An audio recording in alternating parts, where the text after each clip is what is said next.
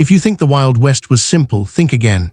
Tonight's story begins with a storm on the desert and a cowboy who thought he'd seen everything until one encounter changed his life forever. A mysterious Apache woman, a stolen child, and a request that shook a hardened man to his core. Before we dive in, make sure you subscribe, share this video, and drop a comment telling us what you do in Eli's boots. Now settle in, the fire's burning low and the trail ahead is dangerous. Let's get started with this story. Eli Mercer rode hard across the darkening plains, chasing the last sliver of daylight before the storm swallowed it whole. Wind peeled across the desert, pushing sand like restless ghosts around his horse's hooves. He kept his hat low, jaw set tight, the weight of the day heavy on his shoulders. He wasn't running from anything in particular, yet somehow he was always running. When the first cold drop of rain struck his cheek, he muttered under his breath. The desert was vast, cruel, and uncaring, but tonight it carried something different, an unease he couldn't name. The storm crept in fast, lightning threading through the sky with sharp, violent fingers. Eli pulled Russ to a slower trot, scanning the land for shelter. Instead, he found something else, something far more unexpected. A faint glow flickered near a jagged outcrop of boulders, unmistakably the glow of a fire. Eli stopped, instinct prickling. Fire meant company, and company in a place like this often meant trouble. Outlaws, scouts, or worse. But Russ turned his head toward the light and snorted, as if urging him forward. Eli sighed. The horse always had better judgment than he did. He dismounted, boots crunching on the dry earth, and approached the glow with cautious steps. As he rounded the boulder, he froze mid-stride. Kneeling beside the fire was a young woman, still as a stone yet alert as a wolf. Her long dark hair was braided with strips of red cloth, her features proud, sharp, unmistakably Apache. Her skin glowed bronze under the firelight, but it was her eyes, steady, unblinking, fearless, that held him still. She looked at him like she had been waiting for him, though he had never seen her before in his life. She did not flinch or reach for a weapon. She simply rose slowly, every movement controlled and deliberate. Eli cleared his throat, feeling strangely out of place under her gaze. "Evening," he said, keeping his hands visible. The woman nodded once, her posture calm but wary. "Evening." Her voice held the cadence of the desert wind, soft, steady, threaded with strength. The rain began to thicken, pattering against the rocks. "You should find shelter," he said. "Storm's coming." She glanced at the sky and answered simply, "I have none." Eli hesitated. He wasn't in the habit of offering help to strangers, especially ones he didn't understand. But the storm was about to break, and leaving her out here felt wrong.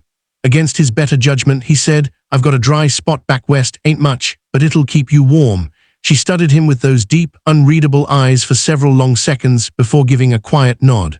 "I will come." Eli kicked dirt over her fire and led her toward Rust. As the first thunderclap cracked across the sky, the desert plunged into darkness. The storm hit with full force before they even reached the ridge. Rain slammed down in cold sheets, lightning flashing close enough to see the bones of the landscape. Eli pulled her up behind him on Rust, and she wrapped her arms around his waist to steady herself. The warmth of her body seeped through the chill, but he forced his thoughts elsewhere. She was a stranger, vulnerable, and likely with troubles he didn't want dragging into his life. Still, he leaned forward, pushing Rust harder. He could feel her shivering against him as the storm howled. By the time they reached the shallow hollow where Eli had camped the night before, they were drenched to the bone. He set up the oilskin tarp quickly, hands practiced from years on the trail. The woman helped, her movements swift and capable even as rain plastered her hair to her face. When they finally ducked beneath the tarp, the lantern's glow painted the cramped space with trembling light. Eli brushed water from his coat and cast her a cautious glance. She sat cross-legged, composed, though her clothes clung to her and her braid dripped steadily onto the dirt floor. "You got a name?" he asked, trying to break the silence. She looked up. "Naylin." The name suited her, strong, simple, graceful. He nodded. "I'm Eli, I know," she said quietly. Eli blinked in surprise. "Heard of me?" Naylin's eyes softened the tiniest bit. "Only that you ride alone, a man apart from others." Eli shifted uncomfortably, not liking how close those words landed. "Folks talk too much," he muttered, offering her a blanket from his saddlebag. She accepted it gently, warmth spreading through her expression for the first time that night. The storm raged on outside, thunder rolling like a drumbeat across the plains. Neither spoke for a while. Eli found himself studying her posture, the tension in her shoulders, the tired heaviness behind her steady demeanor. She wasn't just a traveler caught in the rain.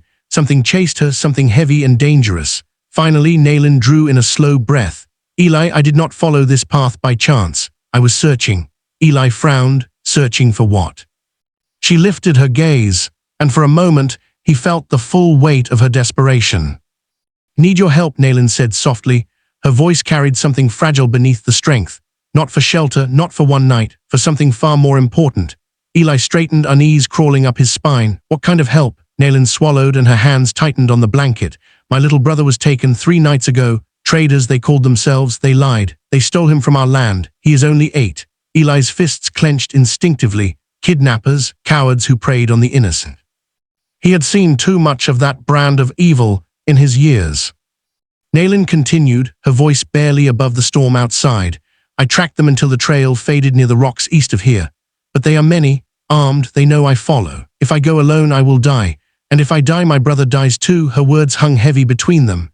Eli stared into the lantern flame, memories from long ago rising like ghosts. A little girl's laugh, a fever he couldn't stop, a promise he could never keep. The ache settled deep in his chest, the kind he never spoke about. He shut his eyes, breathing through the old pain. Eli opened his eyes slowly and met Nayland's unwavering gaze. He hadn't meant to find anyone tonight. He hadn't meant to care. But the storm outside felt gentler than the storm inside him. He exhaled through his nose, voice low and rough. Tell me everything you know. Nayland's shoulders loosened slightly, but her eyes stayed sharp. The desert wind moaned around them. And for the first time that night, Eli understood. Fate hadn't thrown them together. Something bigger had. And whether he wanted it or not, this was the beginning of a trail he would have to ride. Nayland shifted closer to the lantern, warming her fingers as she gathered her thoughts. The storm outside had begun to soften, the rain falling in steadier, quieter sheets. Eli waited, leaning back against his saddle, arms crossed, eyes fixed on her.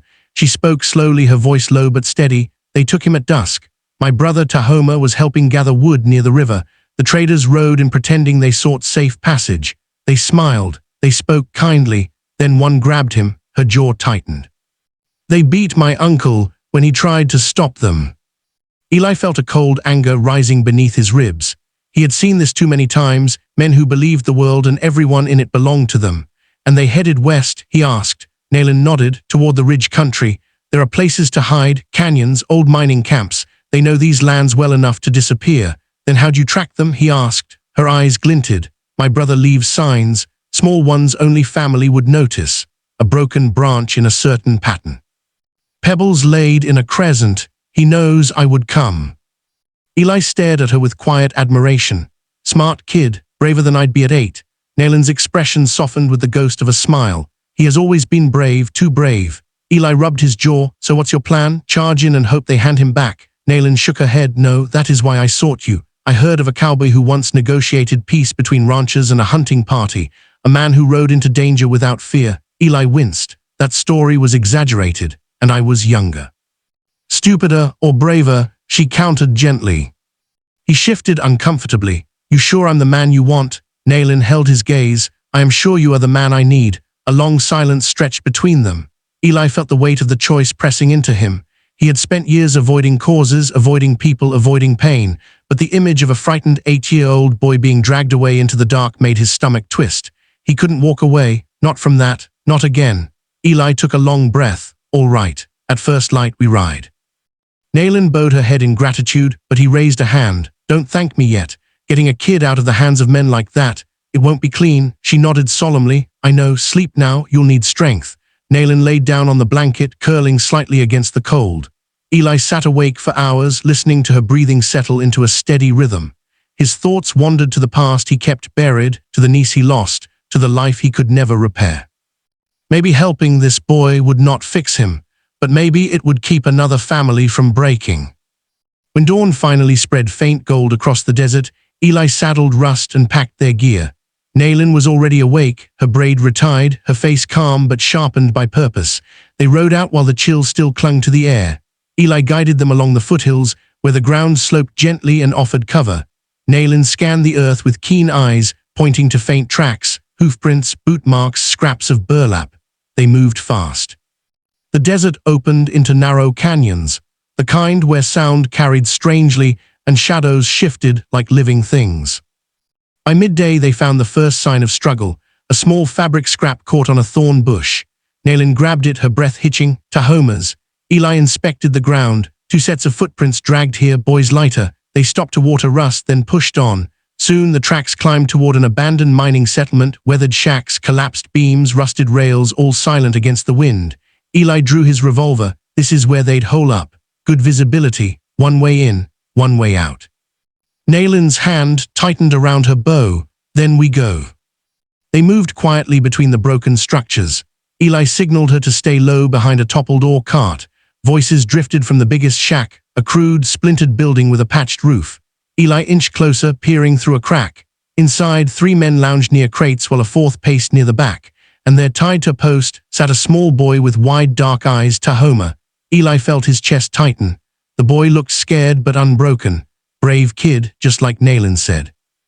Eli crawled back to her. 4 men, maybe 5 if one's outside. She nodded once, fingers steady on her bowstring. We must be swift, no bullets if possible.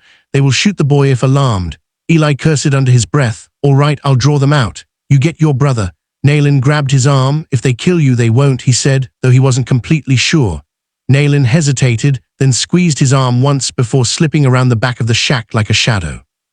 Eli stepped into the open and kicked a loose board, making noise on purpose. The men jerked to attention. He raised his hands casually. "Mornin', gents, got a question for you." The leader, a scar-faced man with greasy hair, sneered. "Who the hell are you?" "Just a traveler looking for a boy. Heard you fellas picked one up." Scarface spat. "Ain't your business." Eli shrugged. When a man steals a child, it becomes everyone's business. The insult hit its mark. Guns lifted. Scarface snarled, "You should have ridden on, Cowboy." Before the trigger pull, an arrow whistled through the doorway, burying itself deep in the arm of the man closest to Tahoma. He screamed and collapsed. Chaos erupted.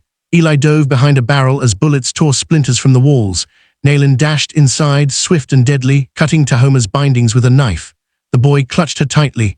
Eli fired a warning shot, forcing 2 men back. "Let the kid go and we'll walk away alive," he shouted. Scarface roared in rage, firing wildly. Eli's bullet clipped his shoulder, sending him stumbling. Naylin grabbed Tahoma's hand. "Go," she commanded, pushing him toward Eli.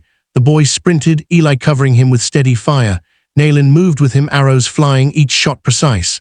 One man dropped, an arrow in his thigh. The others retreated behind crates. Eli seized the moment. "Run for the ridge." They bolted across the sand, gunshots cracking behind them. Rust waited tied near the canyon mouth. Eli threw Tahoma into the saddle and swung up behind him. Naylin leaped up effortlessly. Bullets kicked dust at their heels as they tore across the flats. After a mile, the shooting stopped. The men didn't pursue. They had been bloodied, shamed, and likely too wounded to chase. When the settlement disappeared behind the hills, Eli finally slowed Rust. Naylin pulled Tahoma into her arms, trembling with relief. "You are safe, little one. You are safe." Tahoma clung to her, burying his face in her shoulder. Eli looked away, swallowing the burn in his throat. He exhaled shakily. "Damn glad that worked." Naylin turned to him, eyes shimmering with gratitude deeper than words. "You saved him, Eli. You saved us both." Eli shook his head. "You saved him. I just fired a gun or 2. She stepped closer, her voice soft. "No, you chose to stand between danger and a child you did not know. That choice shows a man's true heart." Eli held her gaze, feeling something stir inside him, something he hadn't felt in years. Maybe hope, maybe healing, maybe both. They rode on toward her people's land as the sun dipped low, painting the world in gold. Tahoma fell asleep leaning against Naylin. Eli rode beside them in silence, the weight he'd carried for so long finally easing. When they reached the edge of the valley where her tribe waited, Naylin stopped and faced him. "Come with us, Eli, stay. There is a place for you if you want it." Eli looked at the spreading desert behind him, then at the warm glow ahead, at the family he'd helped save. For the first time in a long time, he smiled. "Maybe I'll ride in for a while." And as the evening wind stirred through the grass, the cowboy followed them into a future he never expected, one born from a single night of shelter, a fierce Apache sister's courage, and the redemption he never thought he deserved.